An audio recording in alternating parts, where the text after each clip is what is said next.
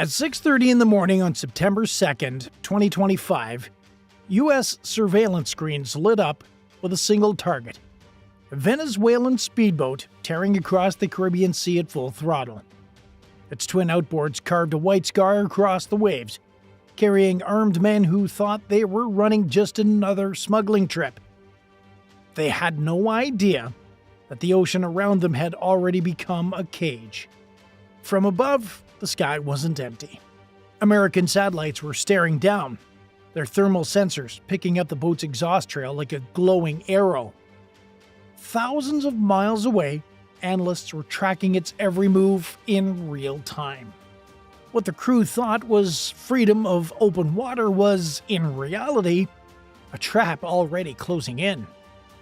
At 25,000 feet, a U.S. Navy P-8 Poseidon reconnaissance jet circled, its powerful radar slicing through clouds, painting the boat's position with mathematical precision. Even its encrypted radio bursts back to Caracas weren't private anymore.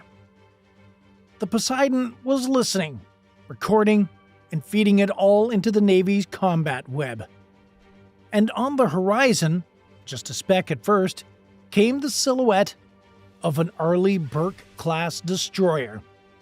9,000 tons of American steel, bristling with missiles and sensors. To the smugglers, it was invisible. To the U.S. Navy, the boat's fate was already sealed. What looked like just another smuggler's run was about to become something very different: a global incident. Because by the end of that day, that boat would be destroyed. Caracas would call it an act of war, and the world would watch the U.S. Navy sink a cartel-linked vessel in international waters. And that lesson would be brutal. Escape was never possible. The smugglers didn't know it, but from the very moment their boat throttled up, they had entered a kill box.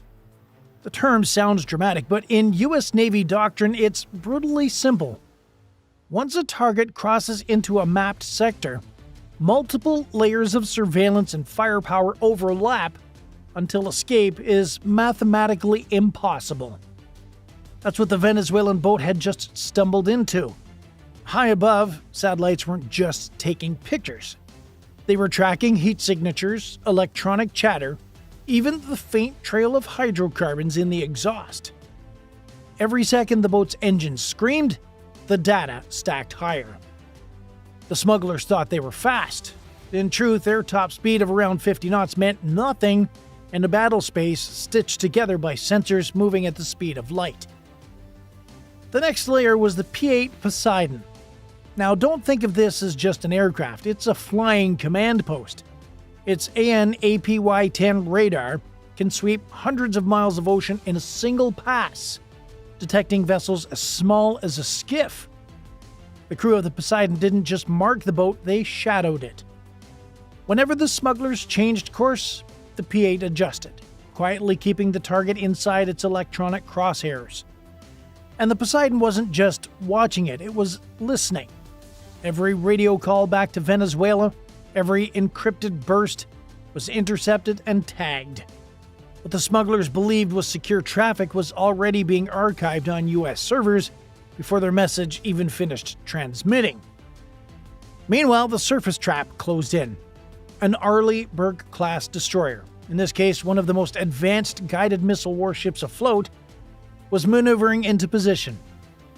To casual eyes, it was just a dot on the horizon. But beneath that steel deck sat 96 vertical launch cells capable of unleashing everything from surface-to-air missiles to land attack tomahawks. Against a drug boat, well, that was overkill. But the destroyer carried more than missiles. Its AN/SPY-1 radar system, part of the Aegis combat suite, was quietly feeding positional data to every Allied ship and aircraft in range. The smugglers weren't being hunted by one ship. They were caught in a network.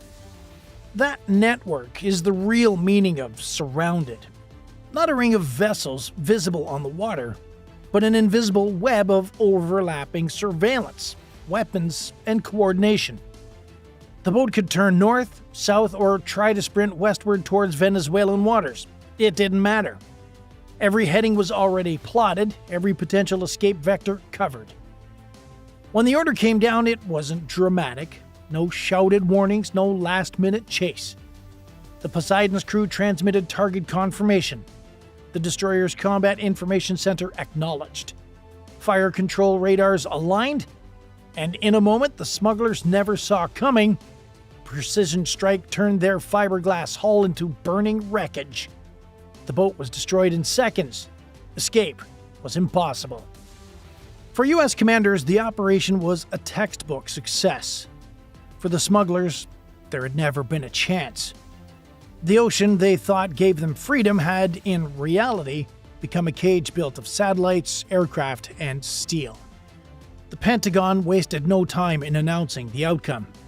Within hours, Washington declared the mission a counter-narcotics success. The target, they said, wasn't just a random smuggler's boat. It was directly tied to Tren de Aragua, Venezuela's most powerful criminal network. According to the White House, the boat was carrying cartel operatives and narcotics bound for regional distribution.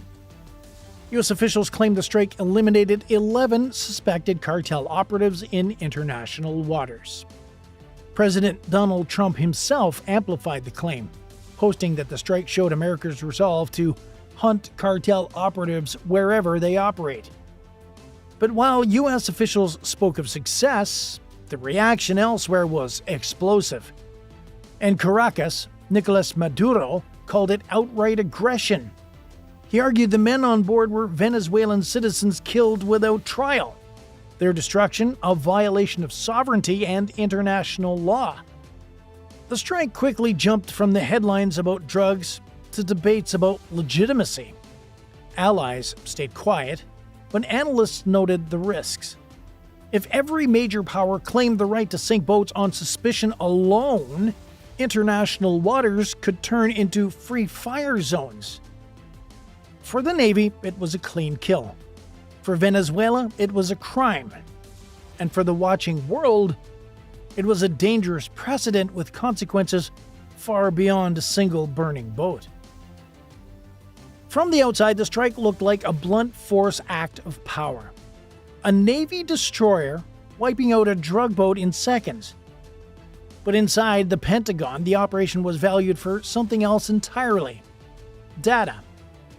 Every smuggler run is a living intelligence exercise, and this one handed the U.S. Navy more than just a burning hull. Think about it. The smugglers had made radio calls to their handlers in Venezuela. They had plotted a course, chosen fuel stops, and carried equipment. All of that was intercepted, recorded, and tagged.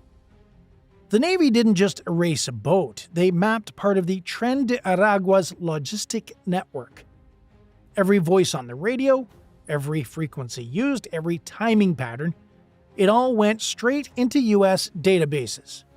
The next time one of those voices pops up, the system will recognize it instantly. The same goes for tactics.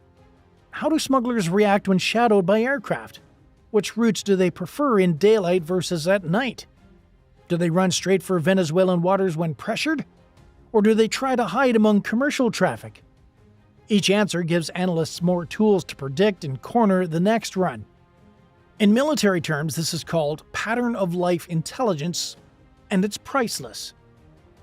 It's not the first time U.S. forces has flipped intimidation or aggression into a data harvest.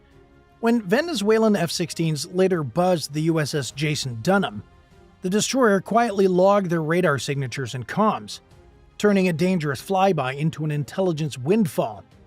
When Chinese Z-10 helicopters tried to rattle U.S. patrols in the South China Sea, they gave away their electronic fingerprints for free. Even the Houthis, firing shoulder-launched missiles in the Red Sea, exposed the infrared plumes of their systems, intel the Navy stored for future fights. That's the hidden gem. The smugglers believed that they were testing luck on the high seas. In reality, they were unwitting participants in a surveillance operation far larger than themselves. And in modern warfare, the side that controls the data usually controls the fight. the smugglers' boat destruction didn't stay a tactical footnote either. It detonated across a political landscape.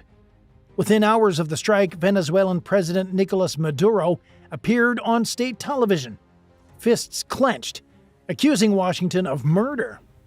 He called the attack a violation of sovereignty and vowed retaliation, telling his people that America had crossed a red line.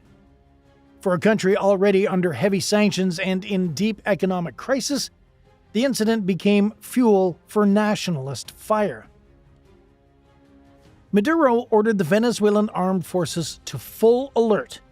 State media broadcast images of F-16 jets revving engines on cracked airstrips and troops marching through coastal garrisons. To domestic audiences, this was framed as defiance. Venezuela would not be intimidated. But behind the bravado, the reality was harsher. The country's air force was aging, its fleet of U.S.-made F-16s was badly in need of parts, and its navy no match for American destroyers prowling just offshore.